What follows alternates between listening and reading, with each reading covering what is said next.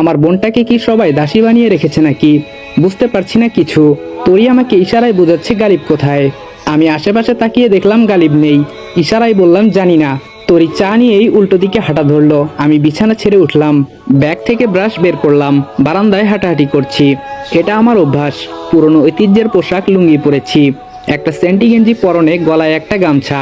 আমি এক মনে বাইরের দিকে তাকিয়ে দাঁত ব্রাশ করছিলাম। পেছন থেকে কে যেন কাঁধে হালকা হালকা স্পর্শ করে বলল, এই যে মেয়ে মিরাজ। চমকে গিয়ে পেছনের দিকে তাকালাম। অচেনা এক মেয়ে, আগে কখনো দেখিনি, তবে সে মেয়ে মিরাজ জানলো কি করে? মেয়েটি বলল গুড মর্নিং। আমি বললাম আপনি কে? মেয়েটি বলল খুব আশ্চর্য ধরনের লোক আপনি। গুড মর্নিং বললাম, আপনি শুধু বললেন? আমি বললাম আমি শুধু বলিনি, আপনি কে সেটাও জিজ্ঞেস করেছি। মেয়েটি বলল আমার নাম প্রমা চৌধুরী। এই নামটা কোথাও যেন শুনেছি, সঠিক মনে আসছে না। মেয়েটি বলল কি ভাবছেন? আমি বললাম না কিছু না। মেয়েটি বলল আপনি কি সত্যি ডেকোরেশনের লোক? আমি বললাম সন্দেহ আছে নাকি? মেয়েটি বলল একটু একটু। আমি বললাম আমাকে কি মনে হয়? মেয়েটি বলল না, আপনার স্টাইল ফরেনারদের মতো, তাই বললাম। আমি বললাম বিদেশিরা লুঙ্গি পরে? মেয়েটি বলল সেই বিদেশি বলিনি, মানে আপনি বোধহয় দীর্ঘদিন বিদেশে ছিলেন। আমি বললাম কে আপনি? মেয়েটি বলল প্রমা চৌধুরী। আমি কিছু বলার আগে গালিব দৌড়ে আসলো। সর্বনাশ হয়ে গেছে। আমি বললাম কি হয়েছে? গালিব বলল তাড়াতাড়ি হাত মুখ ধুয়ে আয়। আমি বললাম কি হয়েছে বলবি তো? গালিব বলল আগে হাত মুখ ধুয়ে আয়। অতি দ্রুত ফ্রেশ হয়ে আসলাম। গালিব দুই হাত পেছনে আটকে এদিক সেদিক যাচ্ছে, আমার অপেক্ষা করছে। কি হয়েছে বলবি তো? গালিব বলল মেঘ চলে এসেছে। আমি বললাম তাতে সমস্যা কি? গালিব বলল নিচে গেলেই দেখতে পারবি সমস্যা কোথায়। আমি গালিবের পেছনে পেছনে যাচ্ছি। আমার পেছনে আসছে প্রমা নামের মেয়েটা। যাক, আনাস চলে এসেছে। এবার একে একে সব রহস্য বের করব। কিন্তু গালিব এত ভয় পাচ্ছে কেন? নিচে গিয়ে তো রীতিমতো স্তব্ধ হয়ে গেলাম। কে এটা? আনাস কোথায়?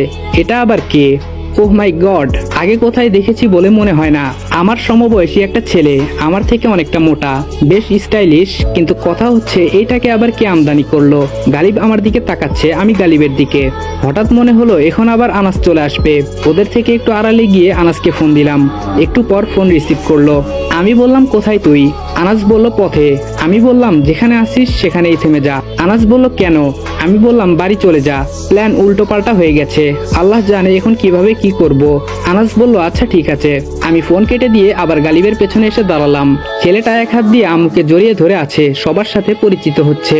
আম্মু তো রীতিমতো অ্যাক্টিং শুরু করে দিয়েছে, নাকের জল চোখের জল এক করে ফেলেছে। আমার কেন যেন বিরক্ত লাগছে ওনার অ্যাক্টিং গুলো। তরিকে দেখলাম একটু দূরে দাঁড়িয়ে আছে, মনে হচ্ছে ভাই হিসেবে ছেলেটাকে সে মানতে পারছে না। এমনি কাল রাত থেকে রহস্যে রহস্যে একদম শেষ হয়ে যাচ্ছি। এর মাঝে আমদানি হলো আরেক জিনিস। কোথায় আমি খেলবো সবাইকে নিয়ে, সে জায়গায় আমাকে নিয়ে সবাই খেলছে। এটা নিশ্চয় মুন্নির কাজ। ছোট মামাকে চিনতে অসুবিধে হলো না। কোথা থেকে এসে যেন ছেলেটার কাছে গিয়ে হেসে হেসে বলল, এটা আমার সেই পিচ্চি ভাগ্নে মেঘ। ছেলেটা বলল হ্যাঁ মামা, আমি মেঘ। এত কনফিউশনের মধ্যে পেট ফেটে হাসি আসছে। মনে মনে বললাম হ্যাঁ ভাই তুই মেঘ, আমি তো এলিয়েন। গল্পের ফুল পার্ট ইউটিউব চ্যানেলে আপলোড হয়ে গেছে। ডান দিকে তাকিয়ে দেখি প্রমা নামের মেয়েটা দুই হাত বুকে গুটিয়ে আমার দিকে ঘাড় বাঁকা করে তাকিয়ে তাচ্ছিলের হাসি হাসছে। এবার সন্দেহ হতে লাগলো মেয়েটাকে নিয়ে। ওর ভাবভঙ্গি একদম ভালো লাগছে না। এই নকল মেঘ চরিত্রের সাথে সে জড়িত নয় তো? বড় করে একটা দীর্ঘশ্বাস ছেড়ে সিঁড়িতে বসে পড়লাম। যাই একটা সুযোগ ছিল সব শেষ। এখন চেয়ে চেয়ে দেখা ছাড়া কোনো উপায় নেই। কিভাবে বের করব বাবার খুনের রহস্য?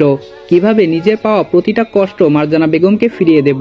এতদূর ছুটে আসার সার্থকতা কি? শুধু এইটুকু সার্থকতা তোদের বিয়েটা দেখতে পাবো। মনে হচ্ছে বাবার খুনের রহস্যই থেকে যাবে। গালিবও এসে আমার পাশে বসলো। ওর মনেও হতাশার ছাপ। গালিব বলল এখন কিভাবে কি করবি? আমি বললাম চেয়ে চেয়ে দেখা ছাড়া আর কোনো উপায় নেই।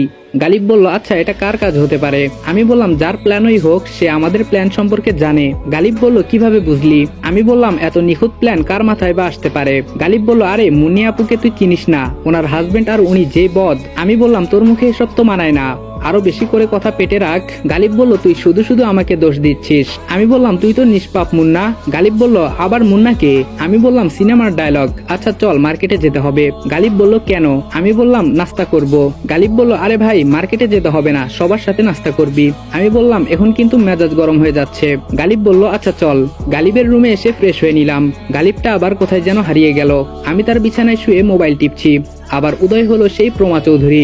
এবার এসেই তো সরাসরি বলল মেঘবাবুকে বেশ চিন্তিত লাগছে। আমি আটকে উঠলাম তার কথা শুনে। আমি বিস্মিত হয়ে মেয়েটার দিকে তাকিয়ে আছি, চেষ্টা করছি চেনা যায় কিনা, কিন্তু না, সে তো অপরিচিত। আমি বললাম, কে আপনি? প্রমা বলল, খোঁজ নিয়ে দেখেন কে আমি।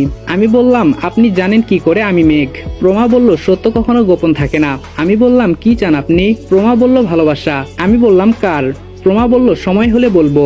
আমি বললাম, আগে আগে বলে দেই, আমি কিন্তু পারবো না। প্রমা বলল, সময় হলে দেখা যাবে, আমাকে আপনি আপনি করবেন না, বয়সের ছোট। আমি বললাম, ঠিক আছে, কিন্তু তুমি জানলে কি করে আমি মেঘ? মেয়েটা মোবাইল হাতে নিয়ে একটা ছবি আমাকে দেখালো। আমি রীতিমতো স্তব্ধ, বুকের ভিতর অদ্ভুত শিহরণ বয়ে গেল। এটা তো সেই মায়াবতী মেঘা। এতক্ষণে প্রমা নামটা ক্লিয়ার বুঝতে পারলাম। মেঘা বলেছিল তার বান্ধবী প্রমার কথা। হ্যাঁ, মেঘাই বলেছিল, কিন্তু সে তো বলেছিল তার বান্ধবী এক্সামের কারণে তার সাথে আসতে পারেনি। আবার প্রমা এখানেই বা কি করে? সে কি হয় এই বাড়ির? প্রমা বলল, কি হলো, চিনতে পারছেন? আমি বললাম, তোমার ব্যাপারে সবকিছুই রহস্যই রয়ে গেল। প্রমা বলল, ক্লিয়ার হবে কিছুদিনের ভিতরে, তার আগেও হতে পারে। আমি বললাম, একটা কথা জিজ্ঞেস করব? প্রমা বলল, কি? আমি বললাম, যদি কিছু মনে না করেন। প্রমা বলল, মেঘা সম্পর্কে জানতে চাইছেন? ও মাই গড, এই মেয়ে তো দেখছি অনেক ফাস্ট। প্রমা বলল, মেঘার আশা ছেড়ে দেন। আমি বললাম, কেন? প্রমা বলল, ওর বিয়ে ঠিক হয়ে আছে। আমি বললাম, আমি ওর আশায় বসে আছি, সেটা কে বললো তোমাকে? প্রমা বলল, অনুমান করলাম। আমি বললাম, ভুল, আমি তার কাছে থেকে টাকা পাই। তুমি যেভাবে পারো মেঘাকে আমার সাথে একটিবার দেখা করার সুযোগ করে দাও। প্রমা বলল, ছোটবেলায় খেয়েছি সুজি, একটু হলেও বুঝি, সমস্যা নেই, আমি দেখা করাবো নে, তবে আমার ব্যাপারটা মাথায় রাখতে হবে। আমি বললাম, দেখা যাক। প্রমা বলল, ঠিক আছে, ভয় পাবেন না মেঘ চৌধুরী, আমি আছি আপনার সাথে, বন্ধু ভাবতে পারেন। আমি বললাম, যখন উপকারে আসবে তখন না হয় বন্ধুত্বের হাতটা বাড়াবো। প্রমা বলল, অপেক্ষায় রইলাম। মেয়েটাকে নিয়ে রহস্যের শেষ নেই, সে এত কিছু জানে কি করে? যত সময় যাচ্ছে তত রহস্যের সম্মুখীন হচ্ছি। এই রহস্যের শেষ কবে না জানি। এখান থেকে শেষমেশ পাবনার বাস ধরতে হয়। গালিব টিস্যু দিয়ে চোখ মুছতে মুছতে রুমে প্রবেশ করলো। আমাকে দেখে আরো তাড়াতাড়ি চোখের পানি মুছে ফেললো। কাঁদছিলি কেন? গালিব বলল, কোথায়? আমি বললাম, দেখ গালিব, আমার থেকে কিছু লুকানো হবে তোর সব থেকে বড় বোকামি। গালিব বলল, আরে না, তোর থেকে কি লুকাবো? আমি বললাম, তোকে নিয়ে আর পারলাম না। আচ্ছা, প্রমা মেয়েটাকে? গালিব বলল, প্রমা আবার কি করেছে? আমি বললাম, না কিছু করেনি, এমনি জিজ্ঞেস করলাম আর কি। গালিব বলল, সে তো আমার ছোট বোন। আমি বললাম, আপন? গালিব বলল, কি সব পাগলের মতো বলছিস, পর হতে যাবে কেন? আমি বললাম, ভালো, এখন চল, পেটে আগুন লেগে আছে। গালিব বলল, ওয়েট, একটা টি শার্ট পরে নেই। সিঁড়ি দিয়ে নামতেই দেখলাম সবাই বসে নাস্তা করছে। আমি আর গালিব পাশ কাটিয়ে যাওয়ার চেষ্টা করলাম, কিন্তু বড় মামার ডাকে থেমে যেতে হলো। এই গালিব। গালিব বলল, জি জেঠু। বড় মামা বললেন, সকালে নাস্তা না করে কোথায় যাচ্ছিস? গালিব বলল, জেঠু, একটু মার্কেটে যাচ্ছি। বড় মামা বললেন, কেন, সকাল সকাল এত কিসের জরুরি? গালিব বলল, না মানে জেঠু, মিরাজ রেস্টুরেন্টে যাবে।